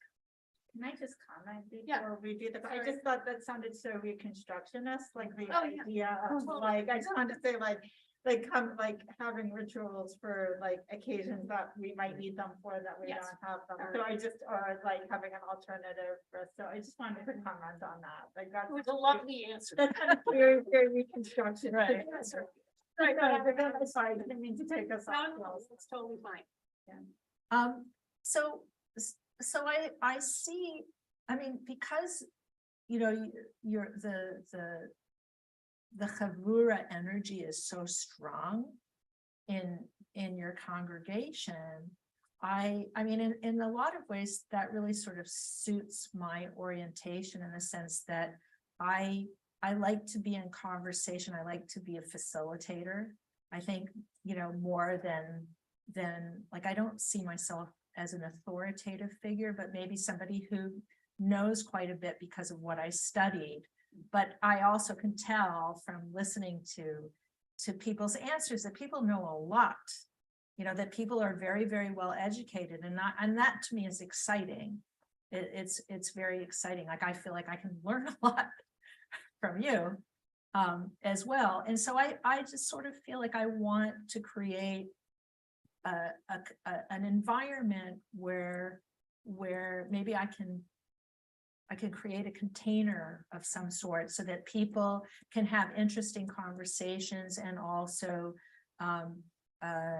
pray or have life cycle, whatever it is, whatever kind of rituals, but do it in a way that is meaningful to you. Like, I don't want to tell you what is meaningful to you. That's not my personality, first of all. And so in terms of, you know, it's not my personality, and it's not the way I see myself. I see myself as really being in relationship with everyone, but being somebody, you know, who has studied, and I know a thing or two, and you can use me. Thank you. Other questions? Yeah. Did you have something, Dave? Oh, yeah. Why don't you go, and I'll go after you. I guess I'm just wondering, as a Jew, you know, there's some rabbis who kind of, it seems like their sort of primary connection to their Jewishness might be philosophical, or historical, or spiritual, or mystical. Like, there's that element of it that's most forward for them. I'm just wondering what it is for you. It's a halavai answer. Okay, and a halavai answer is, this is what I hope for. Okay, because you know, it's hard to be a human being, right? So, but what I hope for is to be present in my everyday life. And to me, that's to be present in my everyday life, to be awake in relationships, to be awake to myself. You know, and my Judaism helps me. That, to me, you know, I'm going to use the word mysticism. That is the mysticism of the everyday. Like, I'm not interested in going to a mountain. I mean, like, not that I wouldn't go on a retreat. I mean, I'm not saying that I wouldn't go on a retreat. But in talking about everyday experiences, I want to be awake. I want to be awake. I want to be connected. And Judaism has a lot of wonderful technology for that. And to me, that's like a, that's a mystic pursuit. It's not a fancy, mystic pursuit. It's a pedestrian mystic pursuit. And that, I think, is what I hope for in my life. How about me and then Alan? And Keith already also has a question. Okay, so why don't you tell us what order to go in? Rena, Alan, Keith. Okay, thanks. So I have two questions, and so maybe I'll ask one first and then the other. So one is just, can you just tell us about your experience? Did you have experience working with teens and with kids? I have experience, not so much experience working with teens. But with kids, I'm teaching religious school. That's part of my commitment with the Temple B'nai Israel and Petoskey. So I teach kids from from a little younger than the first grade to about the 5th or 6th grade. And so, and I have some experience with university students. But it's been a very interesting, experience for me, because I wasn't sure, because it was new for me. And they're learning, they're singing, they know stuff, they like to tell me what they know. And it's been a very positive, experience, and it's a relatively new one. And then my other question was, like maybe other people know this, but I don't, but I just feel like, can you just tell us a little bit more about, like, you didn't like go right from education to becoming a rabbi. So can you just tell us a little bit about kind of who you've been over time? Like, what did you do before cantor and rabbi training? And like, I don't know, it sounds like you have some connection to Pardes Chana here, but I don't really know what that is, if that's a formal role. And you just mentioned Petoskey, but at High Holidays, I thought you were from Minnesota or something, but I don't think I've ever been to so I Minnesota. just a little bit more like kind of like, about who you are, where you come from, like. Okay. Yeah. Well, I'm from Windsor, Ontario originally. Okay, I made that up about Minnesota. Okay. And then I Across went, the river. yes, and I went to college in Toronto. I studied linguistics, and then I continued to get a master's in linguistics at McGill. And so I was very interested in communication and languages. And I had a business where I went into mostly places where there were lots of foreign engineers, like Ontario Hydro, and then some of the pharmaceutical companies in Toronto. And I taught business English, but I was basically teaching them English and also business communication skills for a while. And I was very interested in, and that took me overseas. I was in Singapore for a couple of years and taught more English there.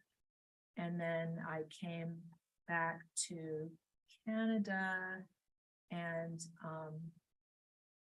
I got married and moved to Ann Arbor, and I worked for my husband. So he had a medical office, and I was his manager. And in that process, I was always interested in writing, communicating, art, all of that kind of stuff. And it was all about like what is deeply meaningful to me. I've always been a spiritual person, and I've always been interested in those things wherever I've been. And then I got divorced, and I met my second husband, and then that relationship, we were on the same page about this sort of thing. And so we did a lot of art together. We did art projects together. We did social justice art projects together. We did documentary films together. We wrote together. And my parents died, and I missed them beyond measure. And the way I felt that that my Jewish roots became stronger. They were always there. They were always there, but I needed to connect with them that way. And because I had a very good Jewish foundation in my education, I decided as I went to all these classes here and there and stuff like that, and everybody was going very slowly because, they were going slowly for me because I had a very good Jewish foundation. And so I thought, I'm going to go to rabbinic school. And then, and I wanted to serve. I mean, I think I wanted to express myself as an artist. A lot of my art had to do with mystical themes or with religious themes or with issues of social justice, and all of that. They're all threads of the same fabric. Actually, it's like a spiral that culminated this. And I can say, just it's not a joke actually, but it might sound like one, but my grandmother used to call me the Rebbitzin when I was a child. So she would think this is really funny. Living more recently, like where do you have a home base? I've been living in Ann Arbor since 1996. Oh, okay, I didn't realize. Yeah. And then have you been involved in Pardes Chana, another congregation here? Well, my Jewish life had to do with my family. So when my parents were alive, I went to the shuls they went to, or I went to my cousin's shuls because my mother wanted to spend Rosh Hashanah with her cousin. So that's where I would go. If we want to have, yeah. And so, I have a lot of relatives in the Detroit area. So we would go there. Yeah. And then when they died, I think that was part of it. It's like thinking I no longer have a Jewish community. I no longer have a Jewish community. I think that was also part of it. That, because I just, for me, it was connected to family.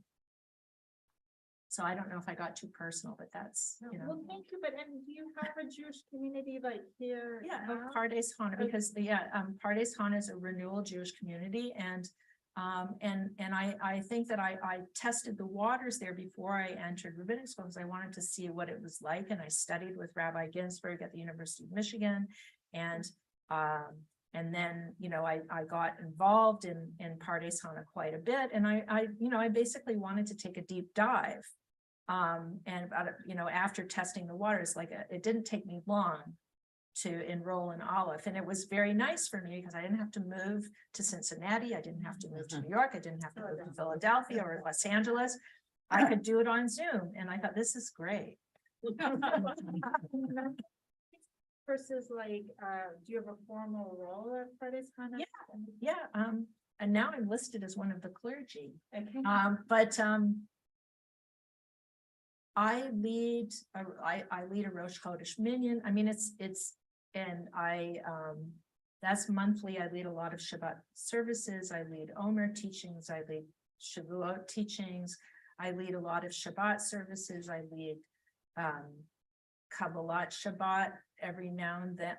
It depends. Sometimes it's a lot, and then people sort of get tired, and they're going on vacation, and then nobody in the community shows up because it's micro mini. Yeah. But then when everybody's in town, then we do it.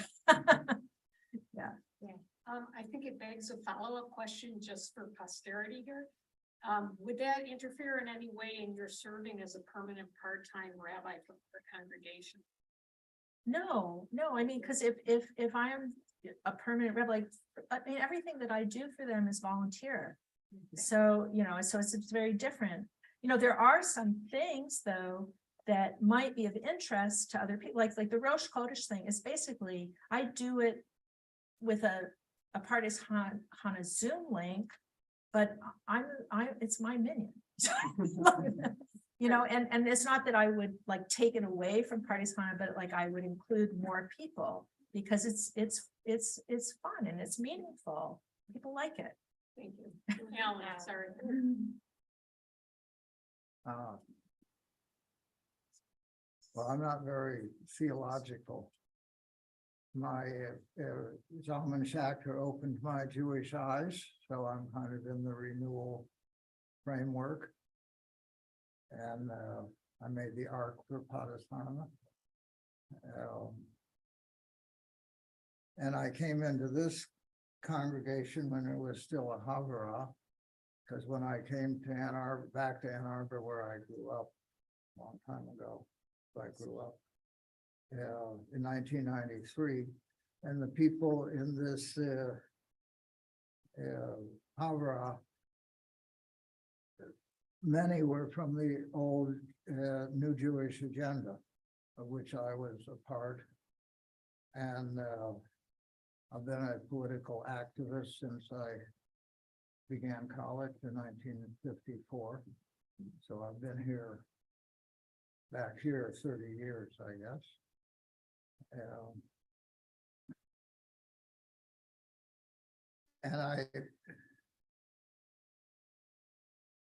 So I come to the community because there were people here with whom I felt a kind of affinity. But as I have aged, I consider, as I said, the most significant moral question facing our community is the relation with Israel, with Palestinians, and with other Jews who refuse to see any moral problem or to address any moral problem with the relation of Jewish power and organization in America. I was at the dinner table when my father came back from Hillel to say that Hillel decided the red line was nobody who is critical of Israel can be part of Hillel. That closed-mindedness seems to be a great problem. And the difficulty of acknowledging the moral problem of our people relating to other people and our history, contemporaneously at least, is what is most on my heart. And I find most difficulty because it is primarily canceled as an actual in the front conversation. And so you, as a rabbi coming into this, how can you serve this engagement with this global and local and personal moral question? In 2.5 minutes. First of all, the one thing that, that I can say is, I think that because of the recent actions of the Israeli government, that it has shaken up a lot of the Jewish community. I think that things are changing. I think that more conversation can be had now because of that. And I see my role as creating a safe space to have that conversation, but not to push people in a direction that they can't go. Like, I don't want people to run away. I want people to come together. And I want people to feel safe to talk. And because it's very painful. It's like an identity crisis for a lot of people. And I have rachmanis for that. I have compassion for that. I really do. And at the same time, a lot of people want to talk about it. And that's my answer. I will facilitate communication.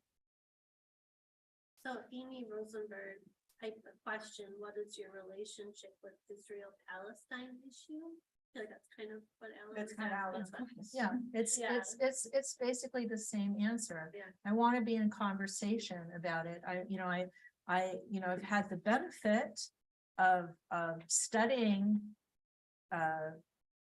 about the conflict from different perspectives in my studies, and it's important. Like, it's a very, very, very important thing to study. And I think that people have to you know, they have to learn. And they have to learn and they have to listen. And I think that we all have to listen. We have to listen for people's level of readiness. And also sometimes, you know, being a little softer is in order, and sometimes being a little stronger is in order. We have to pay attention. And it's not something that can be solved, but it's like what they say, it's not, we don't have to finish it, but we're also not, I can't remember, oh my goodness, the words Not that allowed escaped me. to desist But from the Right, task. we're not allowed to desist from the task, exactly. And so, but I think that we have to be kind. We have to be kind in the process because it's very difficult. It hurts. It hurts on so many levels. We have a film being shown. Lori White's gonna show her film again on April 23rd, Refusing to Be Enemies. Mhm. And she's going to be starting a new film and catching up on the group of Zaytuna. Those are constructive, possible kinds of meaningful connection that help people go across that bridge, if that's where they need to go. I mean, it's a way to see how people are having a conversation amongst themselves about difficult things. Yeah. So we're creating a space for that. And see what comes. Yeah. I think that's beautiful.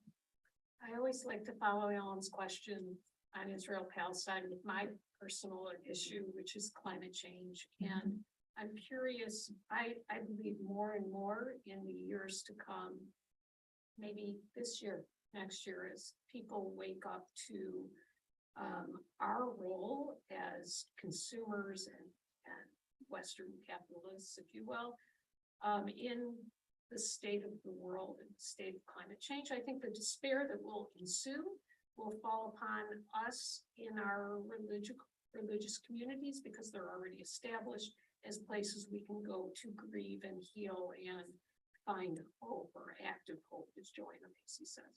What's your feeling on that, and are you up to the task? I'm aligned with it. I think that is, to me, that's the issue. You know, that's one of the important issues to me. And there's a lot of Torah in it. There's a lot of Torah in it. Are you, I know we've gone over, but it's come up.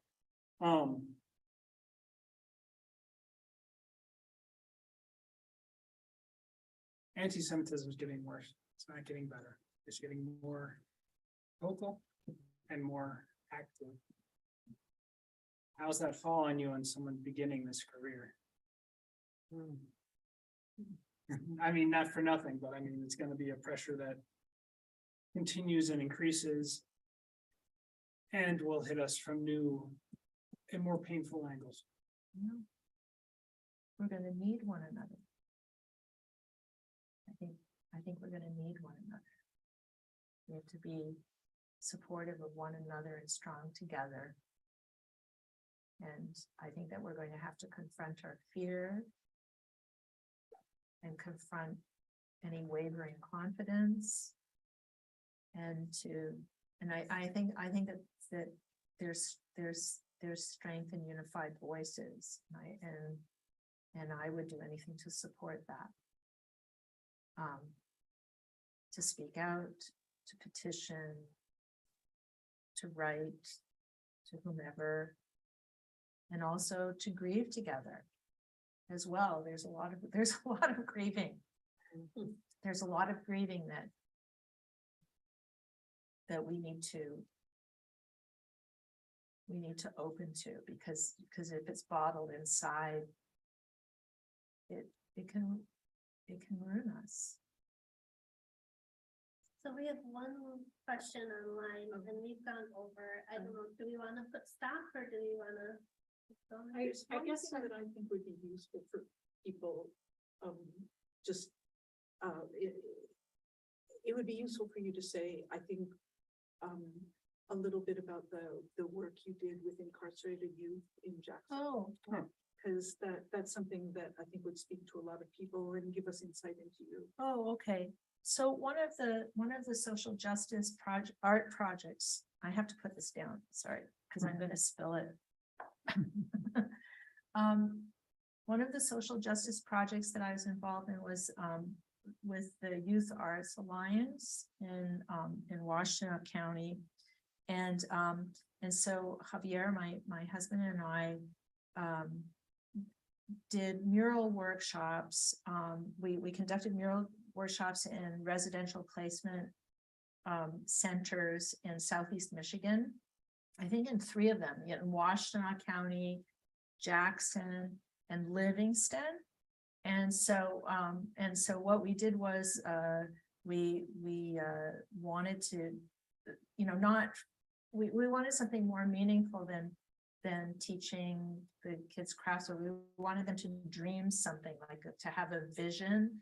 And so we created these murals together based on their vision and their design. And then Javier and I did a documentary film on the project.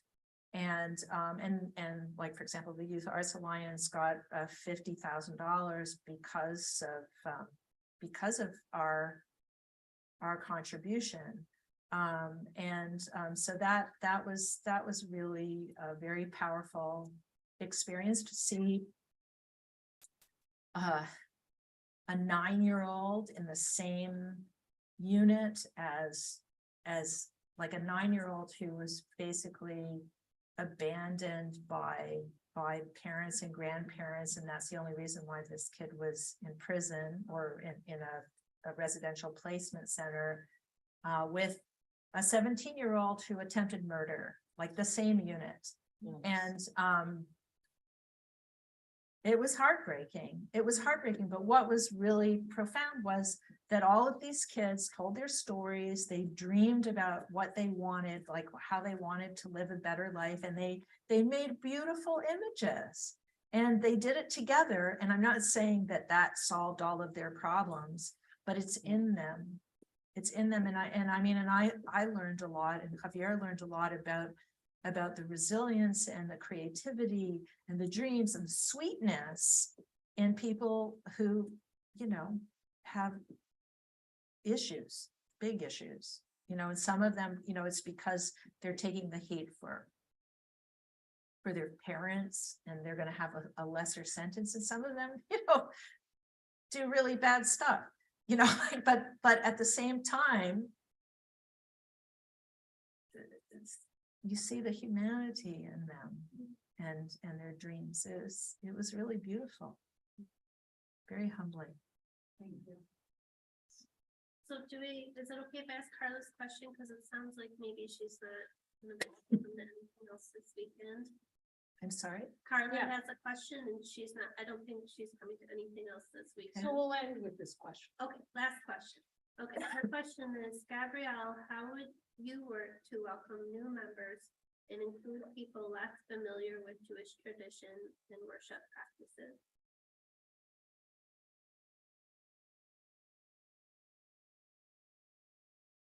Well, the first thing that comes to mind, I have to really think about this longer, but I can give you like the first thing that came into my mind, because these questions require a lot of thought. I think that it's appropriate in congregations to have like a Judaism 101 thing, like a class to help, like to teach people stuff, like that you have educational programs, like you teach people about rituals, you teach them about basic Torah, you teach them about the prayers, you teach them about, Jewish values or, Jewish social justice, whatever is important to the community, that the different ways that people do Jewish, that you can create programs, adult education, not just like in-depth Torah study, but more survey type of programs for people.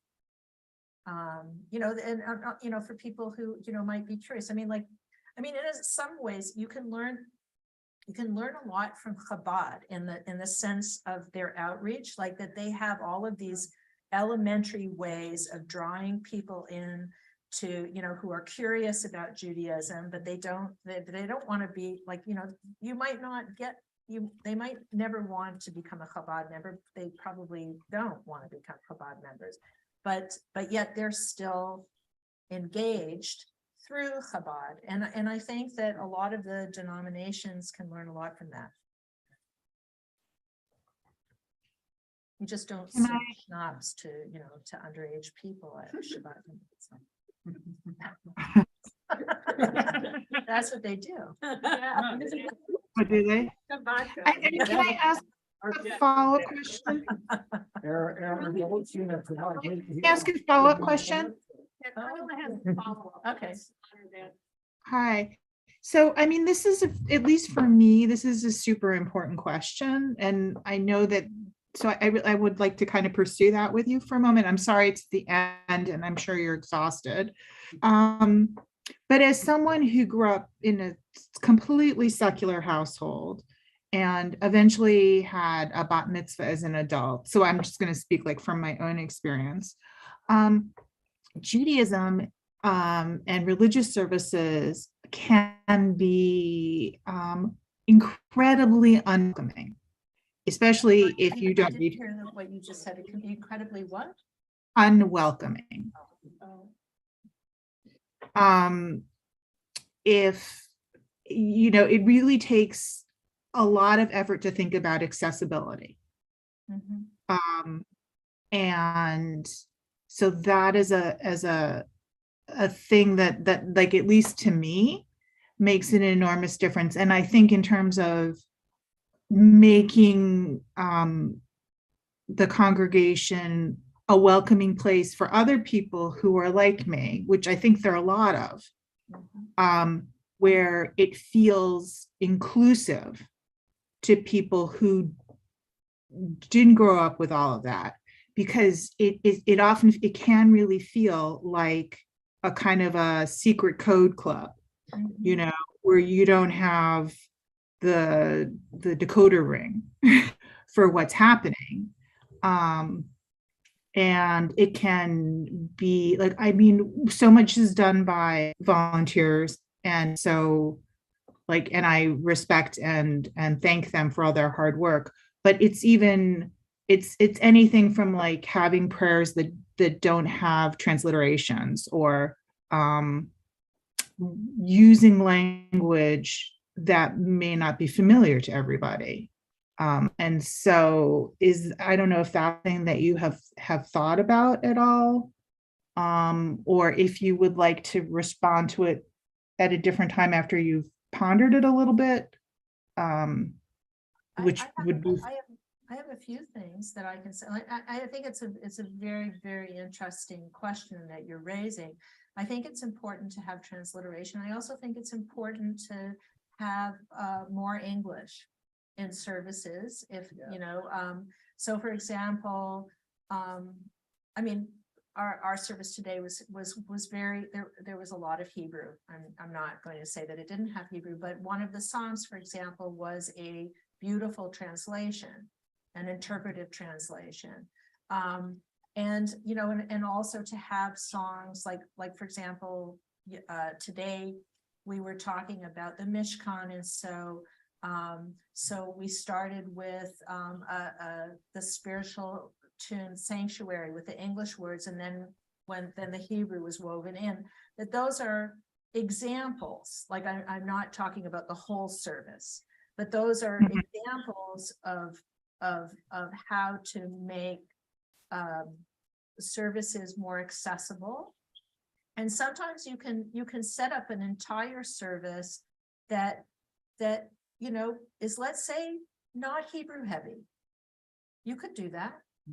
You know, I think that's a very interesting idea, and you know, I don't know in what context, how often such a thing would be offered, but I think that that's an interesting possibility. And yes, you know, like you said, you know, I might want to think about it more, and I definitely would, because accessibility is extremely important in communities, extremely important. And the more diverse the community is, the the more you have to up your game in that regard.